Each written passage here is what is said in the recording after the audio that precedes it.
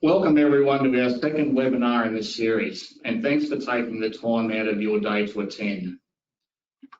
My name is Michael Steele, and I'm a partner in the Business Services Division in our Cairns office. I'm joined today by Ben Shearhuber, who is an Associate Director in our Advisory Division. Throughout the webinar, please feel free to submit questions in the questions pane on your screen. We'll respond to any questions after the session concludes via email or telephone as needed. If you are experiencing technical difficulties, please click support or visit the hyperlink displayed on the screen. After today's webinar, you'll be sent an email containing the presentation slides, a link to the recorded session, and our contact details. This is the second webinar in a two-part series of information sessions we are currently running. At the conclusion of today's session, you'll be provided with a link to register for our one-day cash flow forecast workshop, which will run in our offices on Wednesday, the 14th of October. Today, I will start by discussing what we have learned through COVID-19. Ben will then take us through dealing with key stakeholders and the rebuild plan. I will then work through measuring key levers for the rebuild and the rebuild template, and Ben will finish the presentation with restructuring options. What have we learned through COVID-19? Whilst most businesses in our local economy have been negatively impacted by COVID-19, as evidenced by the high take-up of the JobKeeper program, there are some industry sectors that have fared relatively well. If you are one of these lucky businesses, you will likely be in a more financially robust position than others. And if this is the case, you should now be actively seeking out new opportunities to explore. Within the next few weeks, the support packages offered by the ATO, government at all levels, and the banks will start to be wound back. If you have not already done so, you should be using the lead time wisely to ascertain what your business and cash flow will look like as the support packages are withdrawn and the financial demands in your business return to pre-COVID-19 levels. How to deal with COVID-19 fallout. The reality is none of us really know what our post-COVID-19 world will look like, and it is likely it will be different for every business. What we do know is that you will need to be ready to react quickly to any unexpected events, as there are likely to be many in the coming months. Build resilience into your business by implementing a cash flow forecast model coupled with disciplined spending, and make provisions in your cash flow forecast for the unexpected. Main learnings from COVID-19. Wherever possible, build cash reserves so you have a buffer against unexpected events. Be realistic when considering how your business will fare in a post-COVID-19 world. If your cash flow forecast model indicates you will not return to a positive cash flow position over the medium term once the ATO, government and bank support packages are wound back and ultimately disappear, the best choice may be to bow out gracefully now and close your business whilst your personal assets remain intact. If you choose to push on, keep a very close watch on your actual cash flows versus your cash flow forecast into the future. If your actual cash flows are not matching your cash flow projection predictions, you may need to reconsider your decision to push on. As discussed in last week's webinar, avoid cash burns and identify what, if any, additional capital you may need to inject into your business and set in place plans to secure the additional capital. In preparing your cash flow forecast, be sure to incorporate the winding back of the ATO, government and bank support packages. This will give you a clear picture of whether or not these support packages are a necessity or bonus for your business. In the event the winding back of the support packages results in your cash flow forecast going into negative, if the negative forecast is temporary, you may need to consider alternative funding sources, or if it continues over the longer term, you may need to reconsider the viability of your business in a post-COVID-19 world. For most businesses, the journey back from COVID-19 will likely be a slow build. Use the slower pace to work on your business by identifying new markets, strengthening your internal processes such as credit assessments, and managing your working capital. Work through your customer list and set new terms for those customers who have been problematic in the past. It is likely that if a customer was problematic pre-COVID-19, they will be even more so in the post-COVID-19 world. Checking with suppliers and service providers within your supply chain to ensure they will be able to provide you with the goods you require for your business. If the integrity of their business is under threat from COVID-19, the viability of your business may also be under threat.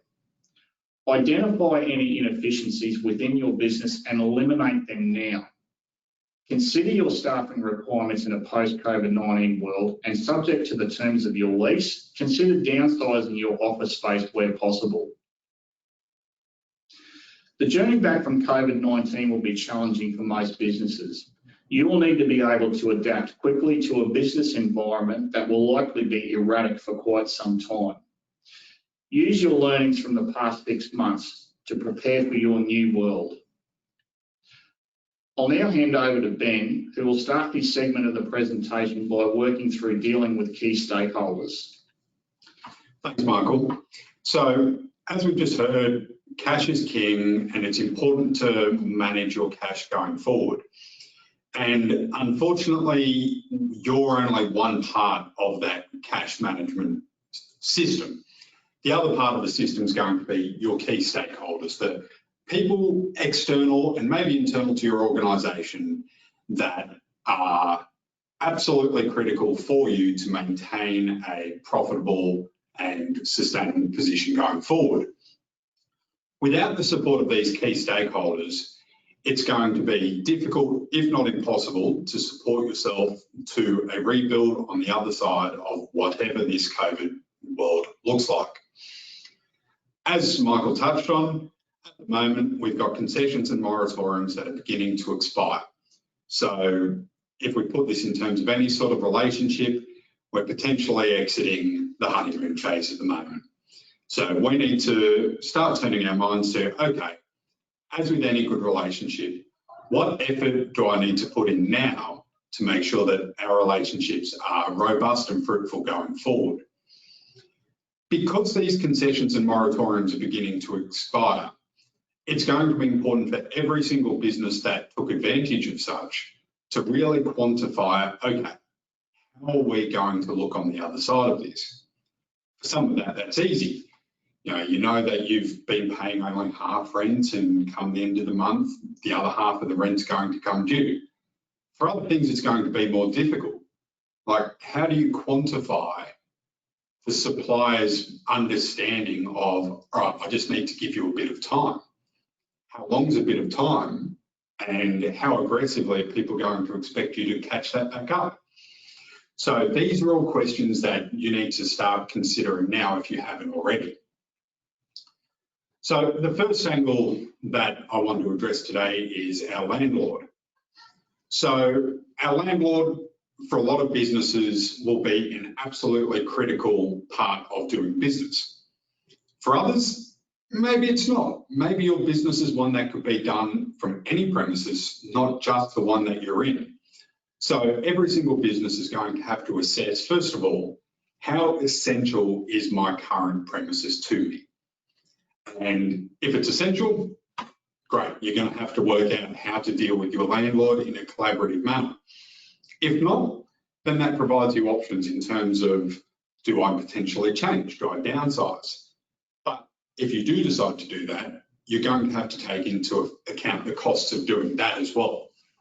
It's not cheap and certainly not free to just uplift yourself from a current location, even if it is just moving it across a hallway or down the road. There's going to be costs, there's going to be disruptions, your internet won't get connected on time and you're going to have to deal with that kind of business disruption. There's going to be both financial and non-financial costs to that decision. Depending on the relationship that you've got with your landlord, ultimately they might be a solution or a problem for you. So At the end of the month, the mandatory code of conduct is due to expire. So unless you've got some sort of accommodation or agreement on foot with your landlord, it's going to change the basis upon which you relate to your landlord. And remembering some landlords are in a position to continue to work with you, and hopefully you've got a good relationship there. And other landlords are going to be in a similar position to you where they need the money to pay someone else, maybe the bank, maybe they've got other interests going on. So the landlord's capacity to assist is going to vary on a case-by-case basis as well. So it's going to be important to engage proactively, engage often with your landlord if you've got a problem there. In terms of what we expect landlords to be looking at, again, as they looked at earlier, it's going to be a game of trying to provide to them appropriate candour with the disclosures and in a manner that is reasonable. Don't overpromise, just give them the facts as and when they need it. I've seen people, sort of a little bit reluctant to provide that level of candour to the landlord.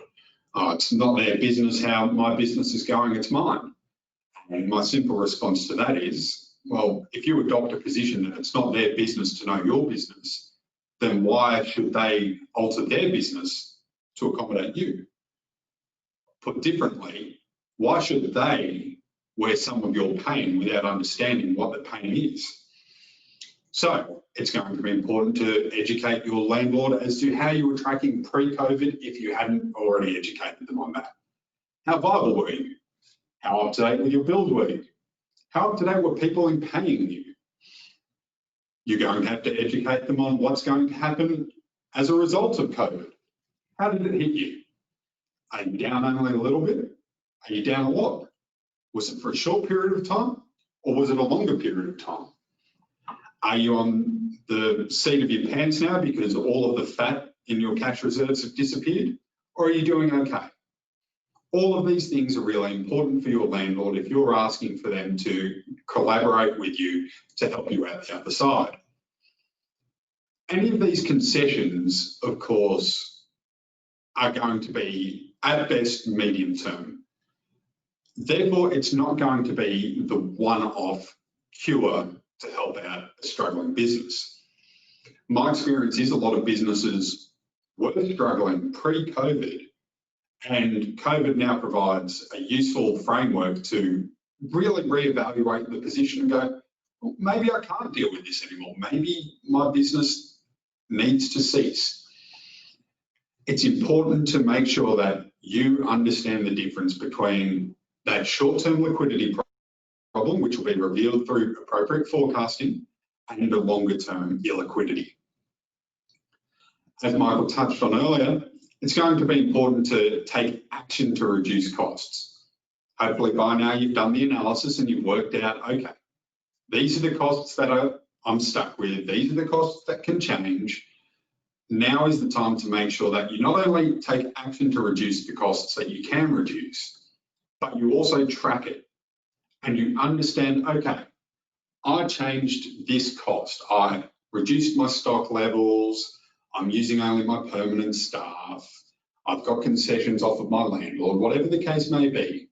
But then you track it to understand that next month and the month after, okay, it's changed now. And why has it changed? These are the important questions that you as a business owner need to be asking yourself to really hit home that I understand my business and I can explain it to a landlord or another key stakeholder moving forward. And when we're dealing with the recovery trajectory, it's important to make sure that you don't overpromise. Most people in my experience understand that the whole economy is pulling together at the moment to try and come out the other side of this. But people are only able to accommodate what they know, and people don't like disappointment. I don't like it, Michael doesn't like it, no one likes being disappointed. So giving realistic milestones, realistic timeframes, and if it changes, being candid with what's changed and why is going to be really important. So our key point, because the code of conduct is shortly due to expire, there's going to be a shift of the power balance back to the landlords, and they're going to have a wider range of tools available to them. Another big stakeholder, obviously, is our banks and our financiers. And I just saw in the Australian Financial Review earlier today, very timely, that the banks and financiers, their regulator, APRA, has started tapping them on the shoulder and saying, you need to make sure that you have an appropriate system in place to deal with everyone coming off of these deferrals. Because the reality is that some people are going to be out of the habit of making those payments. They've been subject to deferrals for 6 months. Life's changed. Their situation's changed. And they're not in the habit of putting aside whatever that payment is every week, fortnight or month to pay the bank. With the bank's regulator keeping a close eye on them, they're going to be having to keep a close eye on their lenders. That doesn't mean that they're necessarily going to turn into dragons overnight. The banks have consistently put out a message that they want to work with their lenders as much as possible to try and get everyone through. But their capacity to do that isn't unlimited either. So we're effectively entering into a second wave of support now. So instead of just turning up to your bank manager and saying, COVID's affected me and receiving a deferral, there's now going to be, in our expectation, some checks and balances around that. Asking, all right, what is it? What documents have you got? And the banks are going to be very, very conscious of those lenders that maybe were a little bit touch and go at the start, and they're going to be looking at, okay, what does the worst case scenario look like here? Because of that, loan to value ratios and covenants, they're going to become a more lived and impactful situation. Fees, like just interest alone, is going to start becoming an actual paid expense. So working collaboratively with your bank is going to be important. Even in the pre-COVID world, I've witnessed that banks are generally very, very patient and very, very understanding as long as there is appropriate candour and disclosures being made and an appropriate plan in place. Transparency is important. What you don't want to do is go silent on the bank, disengage with the bank, or to use the term that the Australian Financial Review used earlier, ghosting the bank. As with anything, if your employee went quiet on you, didn't turn up to work, you sent them a text message, gave them a call, still nothing, you're naturally going to become more concerned. Your bank's no different. They're invested in you and they want to try and work with you to understand how you're going to get through it and how they're going to get through it. But it's not going to be a lay down misère going forward. The things that we expect banks to be keeping a particularly close eye on, we've classified into soft triggers and hard triggers. So soft triggers include late reporting, litigation, breaches of covenants, and an inability to produce forecasts. Ultimately, the bank doesn't want a surprise, neither do you, which is again why we hark back to the good old idea of forecasts, and especially cash flow forecasts at the moment. Hard triggers, of course, include falling into arrears with the ATO, missing repayments, accrual of superannuation liabilities, and when loans come to mature. While your soft triggers may raise an eyebrow and offer the bank an opportunity to have a soft touch, hard triggers are definitely more of a concern. The Australian Taxation Office has recently restarted its, in inverted commas, soft enforcement actions, and anecdotally, I've seen stories about that being very soft and not so soft. Ultimately, if the ATO is starting to tap people on the shoulder, we're going to be in a situation where that is going to potentially prejudice the ability to meet your ordinary business expenses, such as your bank obligations. Those triggers may end up taking you away from your ordinary bank manager and into a distressed asset or a recovery section of the bank. That's a different kettle of fish. This is the bank coming to a position of, okay, this lender needs a little bit of a closer look. We need to understand whether we're going to continue to provide support to this person or whether that support is merely telling them, hey, you need to consider refinancing elsewhere because we're not willing to continue to provide assistance. It's important to, if you hadn't already, to aggressively and positively engage with the bank if you end up in this position. And the best thing that you can do for yourself is give the bank what they need in a way that's not going to cause surprises. Or in other words, forecasts and actuals against those forecasts. And not just on a profit and loss basis, on a full three-way basis. So three-way is your profit and loss, your balance sheet, and your cash flow. Tying all three of those together into a robust model. It may be that the bank ultimately needs to get someone independent to come into the business and have a look at it as well. And if you find yourself in that position, again, positive and candid engagement is important because whatever that reviewer is going to come into the business to do, part of it is going to be, yep, this person has a plan in place and they're working towards it, or this person's got their head in the sand and it will take a miracle to get them through it. And that is very, very useful information, very, very important information for a bank. So please engage transparently in the way that's required. And our final point, obviously, if you overpromise and don't fall through with it, even if that's because things went wrong that are outside of your control, it starts to raise questions of integrity issues. Is this person full of it, or has something just happened? Curveballs happen, life happens. COVID's a curveball in and of itself. But that's where realistic expectations and keeping banks up to date with what's happening becomes really important for establishing and maintaining your integrity with the bank. So the key reflection is that the banks are going to be critical, but more likely to be proactive going forward. So, as I touched on, so I won't harp on the point too much, please engage early, often and transparently so that you've got a good relationship.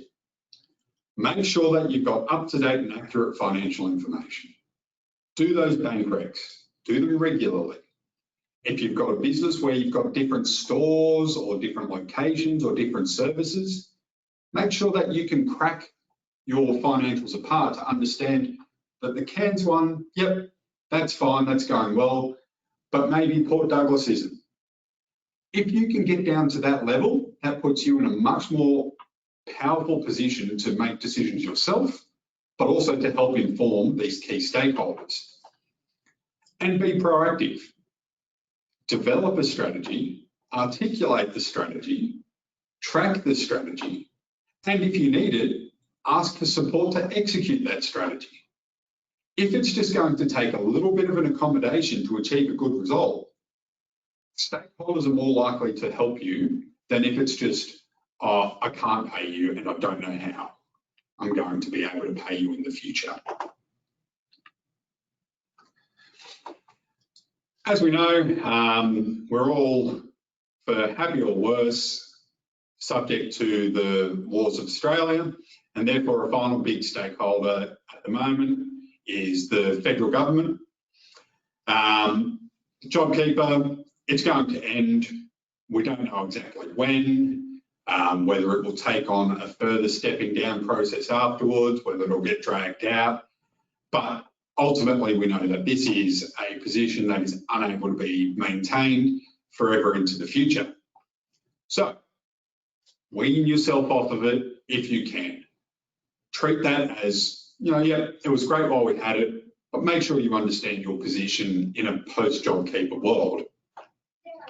Equally, issues around insolvent trading and statutory demand, they've just been extended through to the end of December. Again, who knows if they're going to be extended further, but that's going to be something that you need to consider yourself.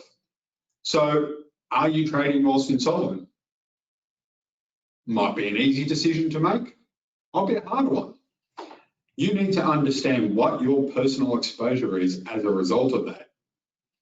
Equally, and this one can be a good one or a bad one, statutory demands. You've got 6 months to respond to it now.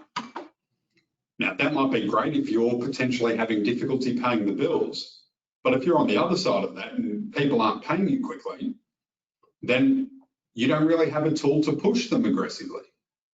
Everyone at the moment is having to work together, but as more and more of these programs start peeling back, people are going to find that, okay, I need to collect those debts.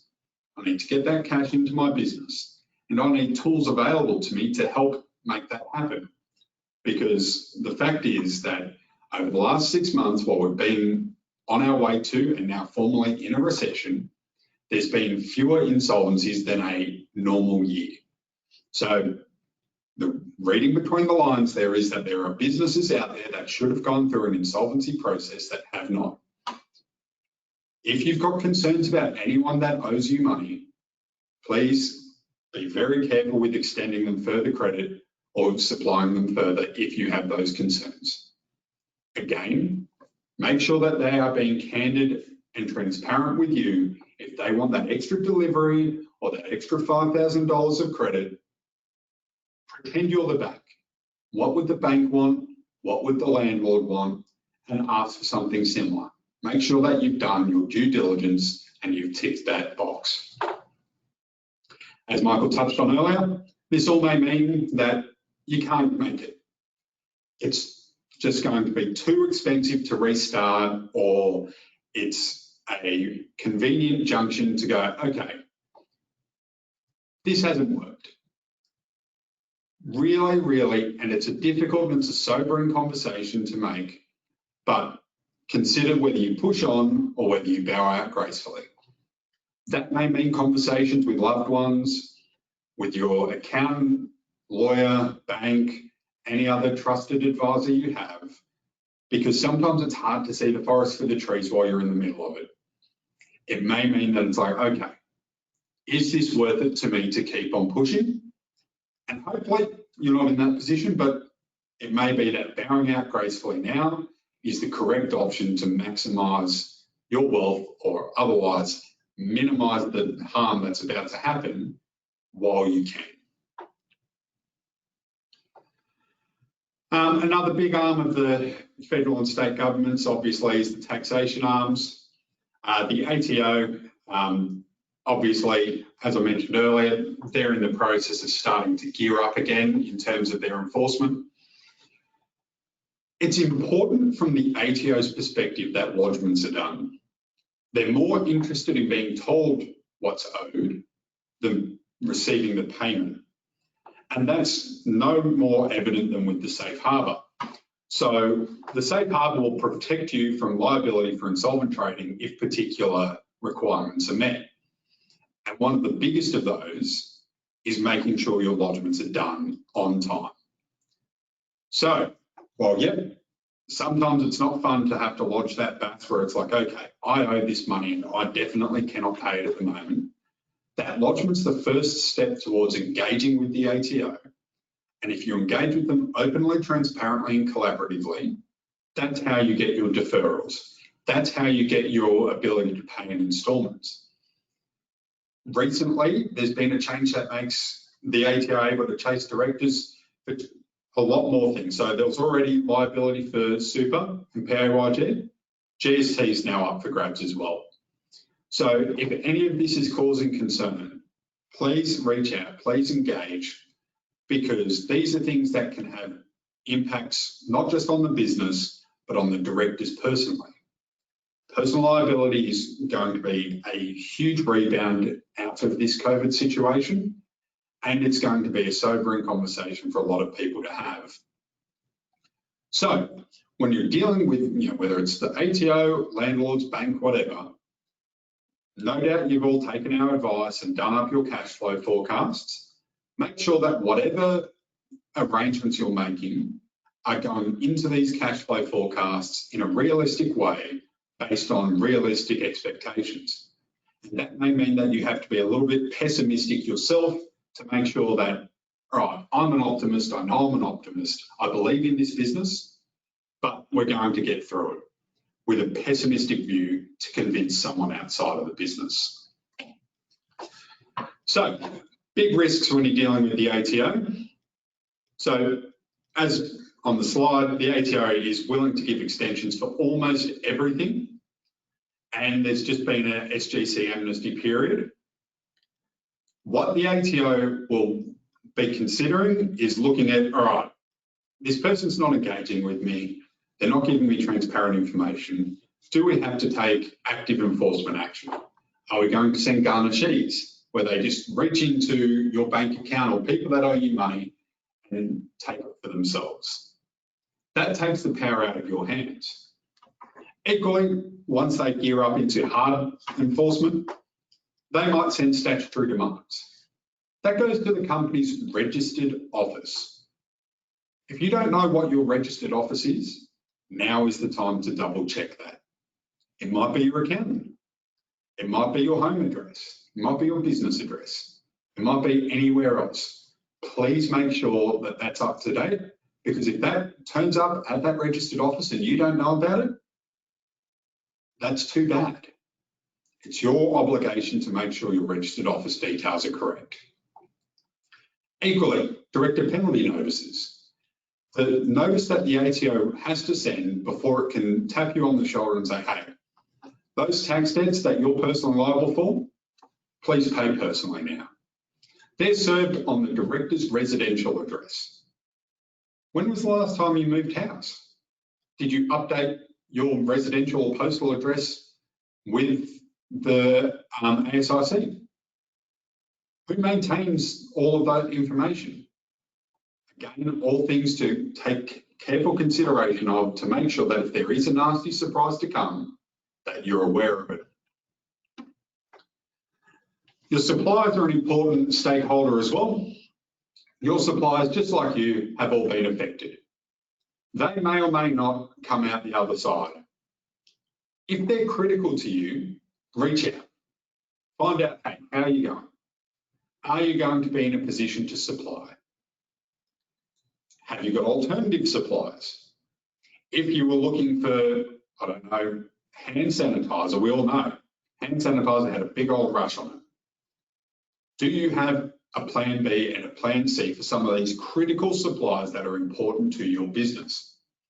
So please take the opportunity, profile your key suppliers. Who's critical to me? Who's nice? And who's optional? What impacts have they suffered? And are they going to be able to support you going forward? That may mean that you need to support them. They might have 30-day terms and you might need to pay them on 14. Make sure that whatever accommodations you need to make, you make them to make sure that those core suppliers come through with you. The workforce, a lot of businesses are reliant on their workforce. There's not too many people that are sole operators getting around. So if you've got a workforce, what's the impact of your trading on that workforce? Do you not have enough work to justify all of them at the moment? Or are you busier than ever and you need to take advantage of the abundance of people that are going to be looking for jobs? All of these things are going to be important considerations, not just for this, but for your forecasts. Do you pay only your permanents and let your casuals, have to go and find alternate work because you just don't have it at the moment? Have you got a mix of people who are eligible for JobKeeper and not? Once JobKeeper stops, how does that affect you? What are you going to do? Are you going to stand people down, or is it a case of this is a redundancy situation? This is all things that you are going to come to an awareness of through doing your forecasts. And if ultimately your business isn't viable anymore, there's a safety net called the Fair Entitlements Guarantee Scheme, but that's not going to affect all entitlements and it may not affect all employees. So an important further consideration. The workforce is also going to change. Working from home might be a bigger issue. And with that, how are we going to work from home? What IT systems do we need? What workflow systems? How do I engage with my staff when they're not in front of me? All of these are questions that if you haven't considered at the moment, you need to come to considerations and answers to. And if your workforce is home, how do you make sure that they're not just kicking up and watching Netflix? That's not to say that you micromanage them. Ideally, you have great employees that you can trust, and it's a case of, yep, they've got kids at home that they're homeschooling or whatever at the moment. Their day might be a little bit more flexible. They might start earlier or finish later because they've got something in the middle of the day as they make lunches for everyone, whatever it is. It's important to be flexible in these arrangements.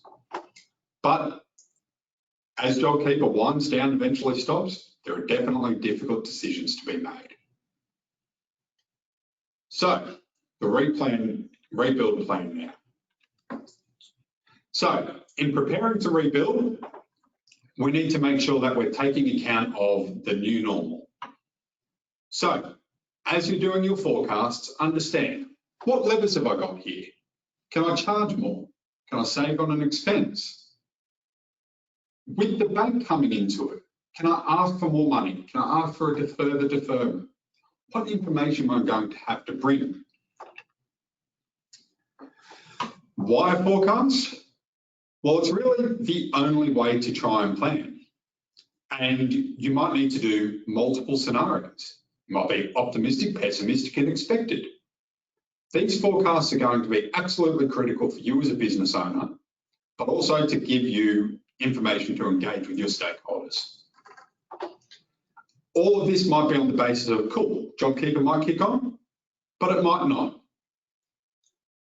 These forecasts arm you with knowledge, which prevents surprises, which minimises stress, which achieves better outcomes. So, forecast, and reforecast. Track to actuals. Work out, okay, if the landlord can help me, what's that going to look like? If they can't, what does that look like? Don't just do it and leave it till next month. It might be that you need to look at it every week. The tighter things look, the more often you need to do these forecasts and double check on them, redo them, check to actuals. So the key challenges we see in developing any rebuild plan. Do you have the cash reserves or have you wound them down? Do you have the stock? Can you afford to get more stock in? Is your supplier going to give you the credit? Your accrued liabilities. You know, those employees that maybe have been on JobKeeper, those liabilities are continuing to run. Can you pay them? How will you pay them? How will you minimise your exposure to personal liability? And so all of this very clearly builds towards restarting's hard. It's like an engine that's been sitting there for a long time and hasn't been started. Things seize up. People come out of habits. You don't have the oil to kick you on. If your forecasts aren't there, or if your desire to fight on isn't there, you may need to consider that bound. If all of that looks too hard, maybe it's a little complicated, maybe you just need someone to have a second look at it, get help. We can help do forecasting, do business plans. If not us, work out who your trusted advisors are and who is going to come in to assist you. And what hard decisions are going to have to be made, because there may have to be hard decisions. What workforce is going to have to go? Or ultimately, is it worth restarting? This is all a totally different workforce now. We're going to have a smaller number of customers as businesses and consumers lose their ability to continue to buy. Credit restrictions that are going to come in. There's going to be debtors that fail, suppliers that fail. The important thing is to start thinking, all right, what would hurt my business? What would cripple my business? And start making high quality plans for that. So I'll pass you back to Michael, who will discuss the rebuild, the impact and the measuring. Thanks, Ben. I'll now work through measuring key levers for your business rebuild. An important element in rebuilding your business in the post-COVID-19 world will be to measure the things that matter. If the actual performance of your business is not stacking up to your projections, you will need to take action swiftly to remedy that position. The only way you will know whether or not your business is meeting your projections is to measure its actual performance against those projections. As a business owner, you have a number of levers at your disposal to take the action required to align the actual performance of your business to your projections. Different businesses will have different levers, but the levers most common to most businesses are listed on the slide. Depending on the extent of the changes required, tinkering with your pricing and stock levels should deliver smaller improvements.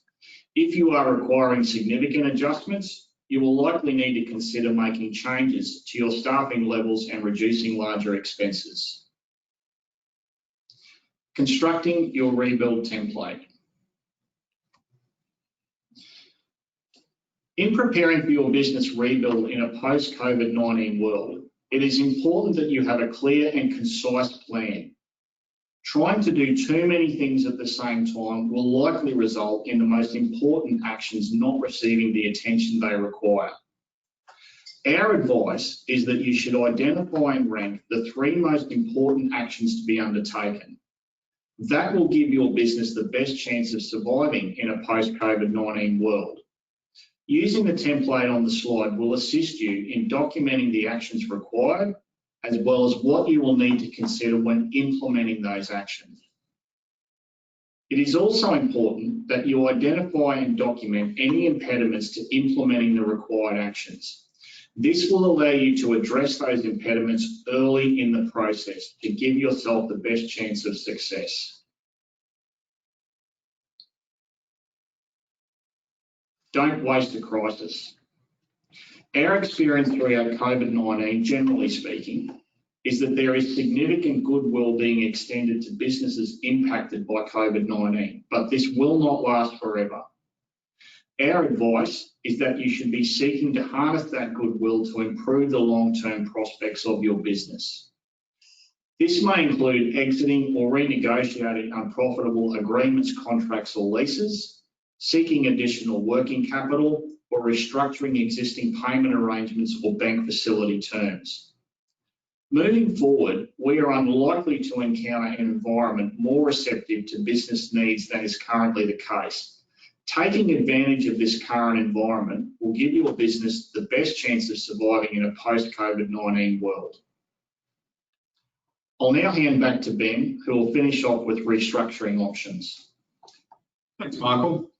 So, as we've seen, there's still a lot of potential upside for doing planning, working through, and being like, yep, we're going to get there. It's going to be a little bit touch and go, but we're going to get there. If, however, that forecast reveals, oh, hang on, maybe we're not going to get there, it's important to start looking at how to exit and how to exit in a way that minimises the damage to either the business, or if the business is to put it bluntly, lost case, how it's going to minimise the impact on the owners and the directors. So, ideally, everyone would be able to sell their business, cash out their goodwill, and everything's happy days. But that may not be the reality for everything. Some businesses will just be insolvent, and an insolvent business is unlikely to be able to realise all or any of its goodwill, even on a going concern basis. If you engage early, if you see the problems that are going to come because you've done the right things, you've done your forecasts, you're going to be able to engage early. And when you engage early, there's more options available to you.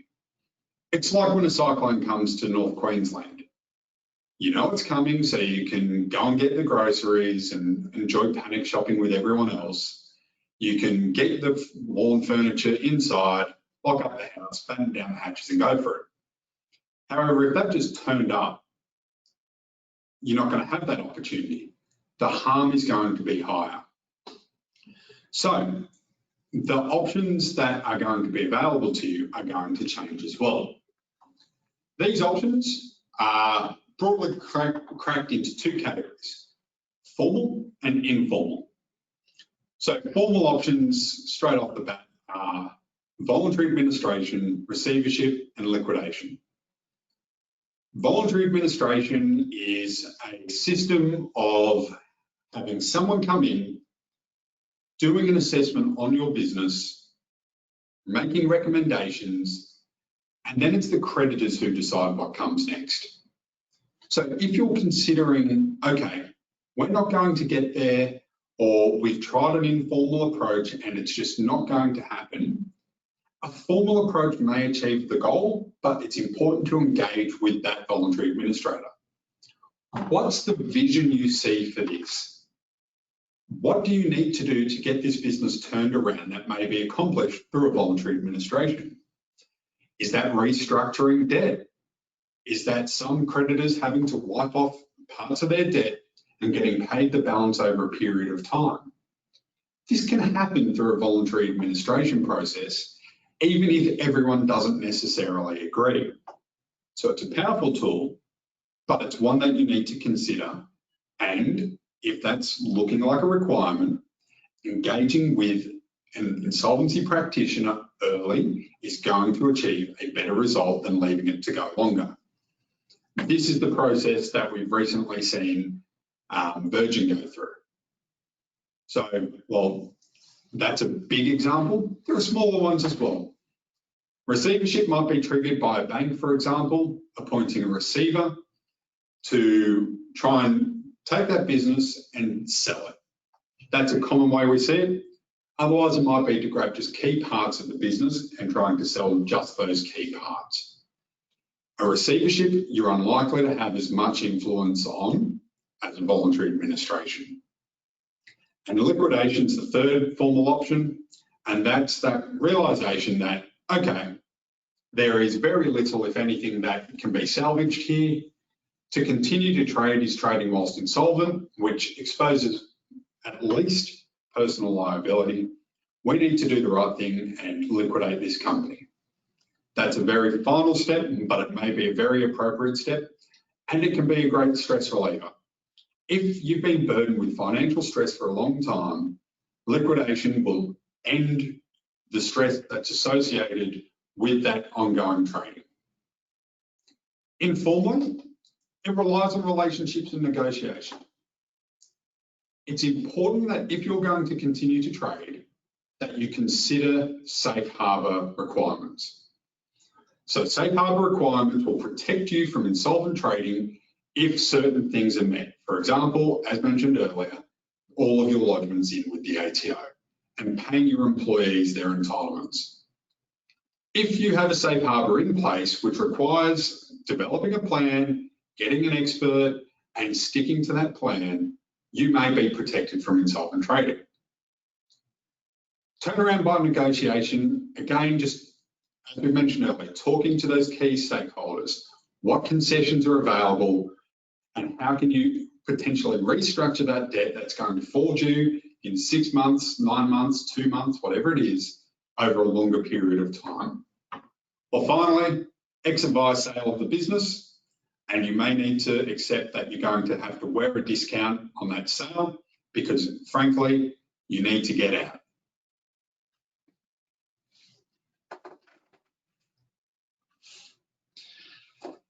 As mentioned at the start of the webinar, we'll be hosting a one-day cash flow forecast workshop in our offices on Wednesday, the 14th of October. In this workshop, we will help you build your own cash flow forecast spreadsheet that you can use in your business on a daily basis. If you have any questions from today's presentation or you're interested in registering for our cash flow forecast workshop, please contact our events team on the phone number displayed on the screen or email us at events.nq@bdo.com.au. That concludes our presentation, so thank you for tuning in and enjoy the rest of your day.